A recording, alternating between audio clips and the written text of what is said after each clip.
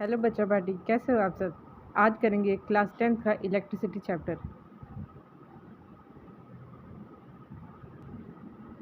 इस चैप्टर में मेनली अपने ये 7 टॉपिक पढ़ेंगे। पहला introduction, current, potential difference, resistance, factor of resistance, heating effect of electric circuit और इलेक्ट्रिक पावर। स्टार्ट करते हैं अब इंट्रोडक्शन। इलेक्ट्रिसिटी आज की मॉडर्न सोसाइटी में बहुत इंपॉर्टेंट रोल प्ले कर रही है। ये हर जगह यूज़ ली जा रही है, चाहे होम हो, स्कूल हो, हॉस्पिटल हो, इंडस्ट्री हो, हर जगह इलेक्ट्रिसिटी का यूज़ तो हो ही रहा है। पर ये इलेक्ट्रिसिटी बनी कैसे है, कहाँ बनती है, किस तरह इसका यूज़ होता है, ये सब कुछ इस चैप्टर के अंदर पढ़ेंगे। जैसे कि तुम जानते हो, एयर करंट, वाटर करंट, इस चीज़ से हम बहुत फैमिलियर है कि जब एयर का फ्लो हो रहा है तो एयर करंट, वाटर का फ्लो हो रहा है तो वाटर करंट। तो इलेक्ट्रिक करंट क्या होता है? जब चार्जेस का फ्लो होता है। चार्ज क्या होते हैं? छोटा सा आइडिया देती हूँ, बाकी ये चार्ज ढंग से समझा रखे हैं नेक्स्ट वीडियो में, उसका इस वीडियो के डिस्क्रिप्शन बॉक्स में लिंक है। चार्ज क्या होता है? इलेक्ट्रॉन होते हैं ना, इलेक्ट्रॉन, उसके पास पावर होती है, एक तरीके की एक प्रॉपर्टी होती है जिसको हम कहते हैं चार्ज, जिसकी हेल्प से अलग अलग तरीके की प्रॉपर्टी दिखाता है। किसी को अट्रैक्ट करता है, किसी को रिपेल करता है, किसी पे फोर्स लगाता है, अलग अलग तरीके की। तो जो इलेक्ट्रॉन का फ्लो कहें चाहे चार्ज का फ्लो कहें, एक ही बात है।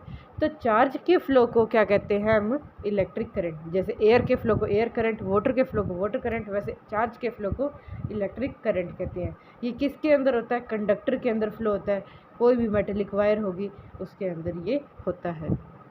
जैसे कि टॉर्च होती है, उस टॉर्च में बल्ब ग्लो करता है। जब अपने बटन ऑन करते हैं तो ग्लो करता है। उसके अंदर हम एक बैटरी या सेल लगाते होते हैं, एक प्रॉपर एक मैनर में लगाते होते हैं, उल्टी फुल्टी नहीं लगा सकते। एक तरीका होता है लगाने का, टॉर्च के अंदर सेल लगाने का, उसी तरीके से लगाते हैं, तब भी जो है हमारी टॉर्च चलती है। उसमें भी जब हम स्विच ऑन करते हैं तब हमारी टॉर्च चलती है, और स्विच ऑफ करते हैं तो हमारी टॉर्च नहीं चलती। तो स्विच ऑन और ऑफ का मतलब क्या है?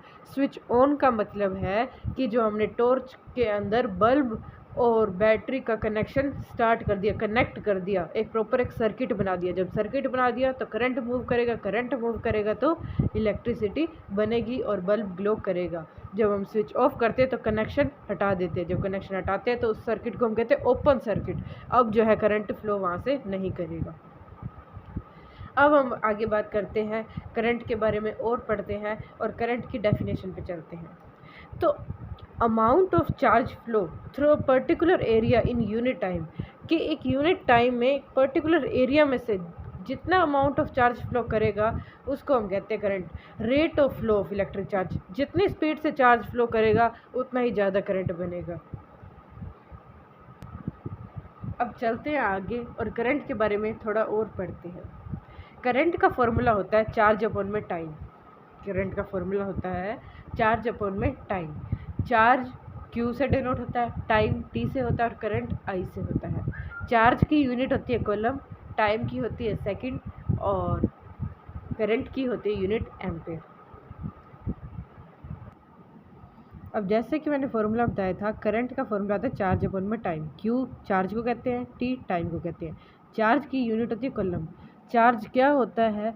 बेसिकली हम इलेक्ट्रॉन को ही यहाँ पे चार्ज कहने की कोशिश कर रहे हैं कि इलेक्ट्रॉन फ्लो करेंगे पर यूनिट टाइम, उसी को ही हम करंट कहते हैं। कि मानो एक यहाँ पे एक वायर है, ये जैसे ये वायर है, तो इस वायर में से इलेक्ट्रॉन मतलब कितने पास कर रहे हैं यूनिट टाइम में, स्पीड उसकी देखते हैं, रेट ऑफ चार्ज फ्लो, कि जितनी स्पीड से इलेक्ट्रॉन फ्लो करेंगे, कि इस जगह से एक पॉइंट फिक्स कर दूं मैं कि यहाँ से 10,000 इलेक्ट्रॉन जा रहे हैं, 20,000 जा रहे हैं, तो उस हिसाब से करंट देखते हैं। कि अगर यहाँ से मानो 10 इलेक्ट्रॉन पर सेकंड जा रहे हैं तो करंट कम बनेगा, अगर 10,000 इलेक्ट्रॉन पर सेकंड जा रहे हैं तो करंट ज़्यादा बनेगा। इस तरीके से होता है। यूनिट, करंट की यूनिट क्या होती है? एम्पेयर। अगर कहीं पर लिखा होता है कि यहाँ पर करंट 1 एम्पेयर आ रहा है, कि यहाँ पर करंट का फ्लो 1 एम्पेयर है, तो इसका क्या मतलब है? इसका मतलब है कि 1 कूलम्ब चार्ज 1 सेकंड के अंदर एक पॉइंट से क्रॉस कर रहा है। 1 कूलम्ब चार्ज एक सेकंड में क्रॉस कर रहा है। अब 1 कूलम्ब चार्ज का मतलब क्या है? 1 कूलम्ब इलेक्ट्रॉन का मतलब क्या है? इसका मतलब है कि 6 × 10⁻18 इलेक्ट्रॉन, इतने सारे इलेक्ट्रॉन एक सेकंड में एक पॉइंट से जा रहे हैं। फील कर पा रहे हो कितना ज़्यादा बड़ी अमाउंट हुई? 1 एम्पेयर करंट का मतलब ये हो गया।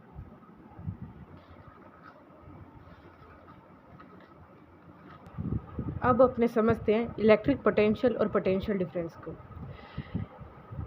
इसको तुम इस तरीके से समझ सकते हो कि जैसे मानो एक हमने पाइप रख दी, उसमें पानी है, हॉरिजॉन्टली पाइप रख दी, ठीक है। उसमें से अपनों ने कोई भी एक साइड से कहीं से भी कोई फोर्स नहीं दिया या कहीं टैप से अटैच नहीं किया कि वहाँ से पानी के प्रेशर से आगे चल जाए, कुछ भी नहीं किया, नॉर्मल ग्राउंड पे हॉरिजॉन्टल पाइप रख दी, तो क्या वाटर कहीं पे किसी डायरेक्शन में मूव करेगा? नहीं करेगा। उसको कोई ना कोई प्रेशर चाहिए कि कहीं ना कहीं से प्रेशर आए, कहीं से फोर्स लगे, तो ही जो है वाटर मूव करेगा।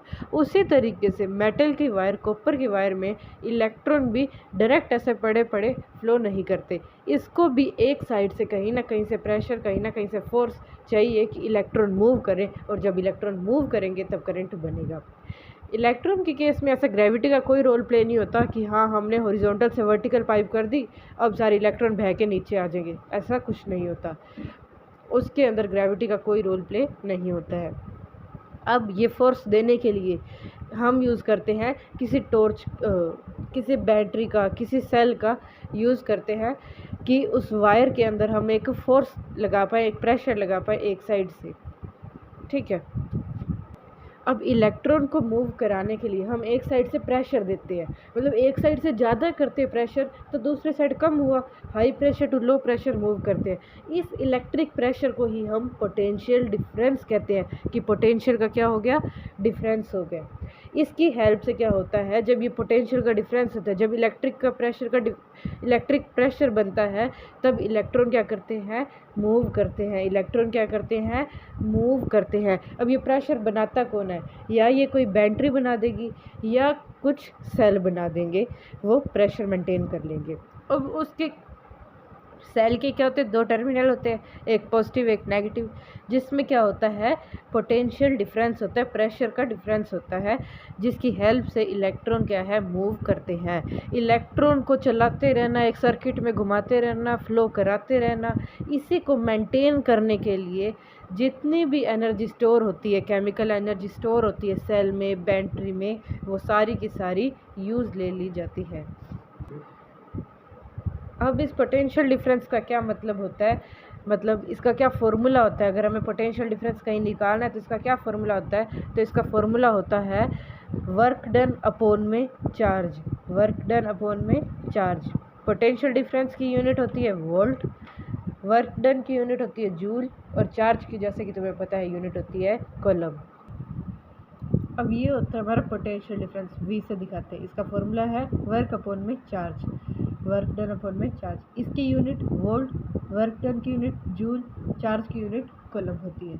अब कोई पूछे 1 वोल्ट का मतलब क्या होता है, तो इसका मतलब होता है कि जब एक सेल या कोई बैटरी एक कूलम चार्ज कितने होते हैं? इतने सारे इलेक्ट्रॉन, मतलब इतने मान लो ग्रुप ऑफ इलेक्ट्रॉन्स, इतने ग्रुप ऑफ इलेक्ट्रॉन को मूव कराने के लिए 1 जूल का वर्क कर देता है। उसको हम कहते हैं कि ये जो सेल है या बैटरी है ये 1 वोल्ट की है। 1 वोल्ट बैटरी का मतलब क्या हुआ कि जब एक कोलम्ब इलेक्ट्रॉन को मूव कराने के लिए वो 1 जूल का वर्क करे तो उसको हम कहते हैं 1 वोल्ट। अगर कोई कहे 4 वोल्ट बैटरी का मतलब क्या हुआ, तो 4 वोल्ट बैटरी का मतलब हुआ कि 1 कोलम्ब चार्ज को मूव कराने के लिए 4 जूल का काम करे, 4 जूल का वर्क करे, तो उसको कहते हैं हम 4 वोल्ट बैटरी।